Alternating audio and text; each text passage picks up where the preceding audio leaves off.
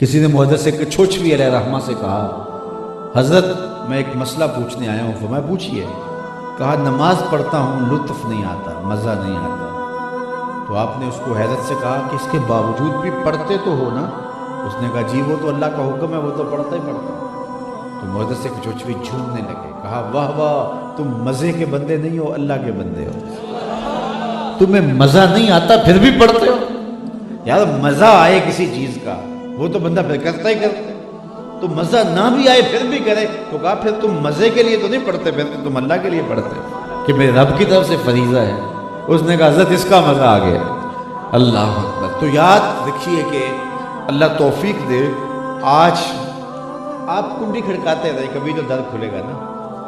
کنڈی کھڑکاتے رہے، کبھی یہ کسی کا دروازہ کھٹکھٹانے لگ جائیں، کوئی گہری نیند سونے والا ہو، اس کے دروازے کو دستک، کبھی تو اس کی بھی آنکھ کھل جاتی ہے اور تم تو اس کے در پہ دستک دے رہے ہو۔ لا تاخذہ سنۃ ولا نوم، نیند کیا اسے تو اونگ بھی نہیں آتی، اس کے در پہ دستک دے رہے ہو۔ سبحان ربی الاعلی، یہ دستک ہے اس کی چوکھٹ، صبح و شام دوپہر دے رہے ہو۔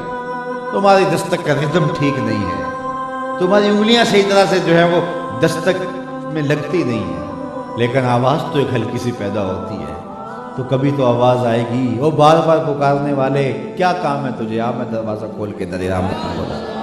تو آؤ، قد افلح من تزکا، کامیاب وہ ہوا جس نے اندر ستھرا کیا، وذکر اسم ربہ، اور اپنے رب کا نام پکارا، فصلی، اور نماز پڑھی۔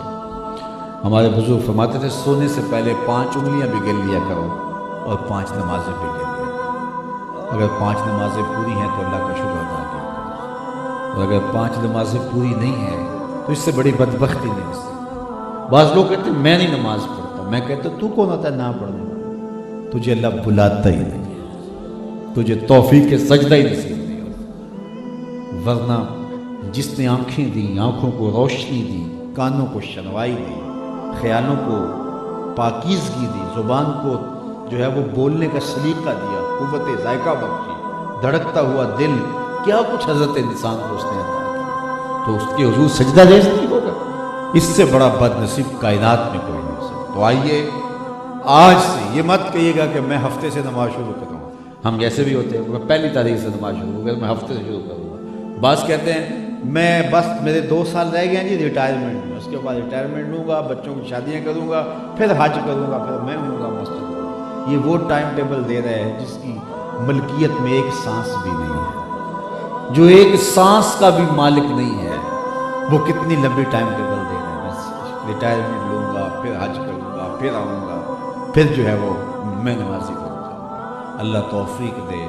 تو ابھی عشاء کا وقت موجود ہے، ابھی شروع ہوا جا رہا ہے، تو سوئیں رات عشاء پڑھ کے، اور کل سے نہیں آج سے شروع کریں زندگی کی باقی ماندہ قضا نمازوں کو بھی ایک ایک کر کے، 2 کر کے، 4 کر کے، نمازوں کے ساتھ صرف فرض کو اور واجبات کو دوڑا لیں، وتر وغیرہ پڑھ لیں اور زندگی میں اس کو شامل کر لیں۔ آپ دیکھ لیں اس کا سرور کیا ہے، اس کا لذت کیا ہے، جب پیشانی جھکی ہوتی ہے اللہ کے حضور، اللہ اکبر، اقصی غایت التذلل والخشوع، یہ سب سے زیادہ بندے کا جو ہے وہ مرتبہ عجز ہے۔ اس سے بڑھ کر عجز کیا ہو سکتا ہے؟